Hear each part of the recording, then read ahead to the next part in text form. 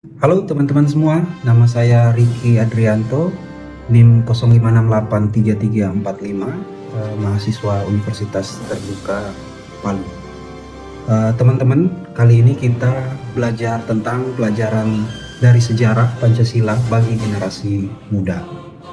Teman-teman, ketika kita membicarakan Pancasila, sesungguhnya kita sedang membicarakan perjalanan bangsa Indonesia mencari dasar hidup bersama.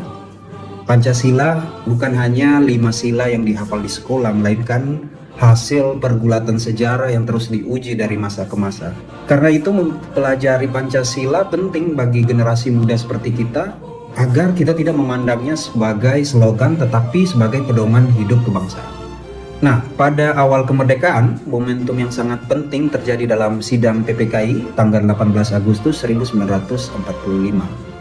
Dalam sidang itu, para pendiri bangsa mengesahkan Undang-Undang Dasar Negara Republik Indonesia tahun 1945 dan menetapkan Pancasila sebagai dasar negara. Salah satu bagian terpenting dari proses tersebut adalah perubahan rumusan sila pertama agar bangsa Indonesia yang majemuk tetap dapat berdiri di atas fondasi persatuan. Peristiwa ini menunjukkan bahwa sejak awal Pancasila lahir bukan dari pemaksaan, melainkan dari musyawarah dan kesediaan menempatkan kepentingan nasional di atas kepentingan golongan. Setelah itu, Indonesia memasuki masa Republik Indonesia Serikat atau RIS pada tahun 1949, lalu menggunakan Undang-Undang Dasar Sementara tahun 1950.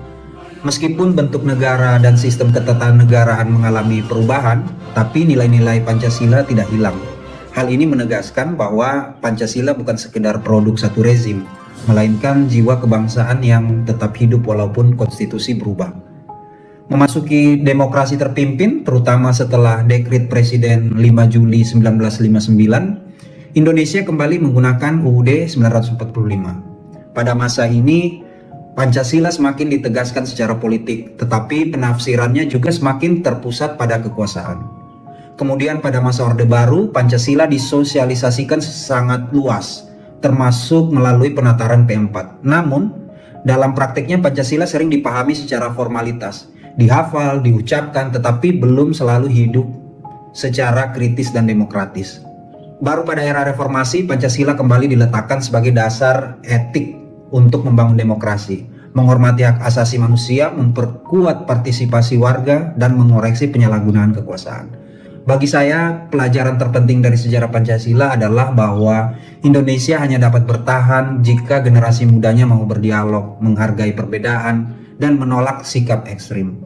Di zaman media sosial sekarang ini, nilai itu tetap relevan ketika kita tidak menyebarkan kebencian, tidak mudah termakan hoax, mau bermusyawarah, dan peduli pada keadilan sosial. Sebenarnya kita sedang menghidupkan Pancasila dalam kehidupan sehari-hari itu. Jadi pelajaran dari sejarah Pancasila bukan hanya untuk kita kenang, tetapi untuk diamalkan agar Indonesia tetap kuat, adil, dan bersatu. Terima kasih.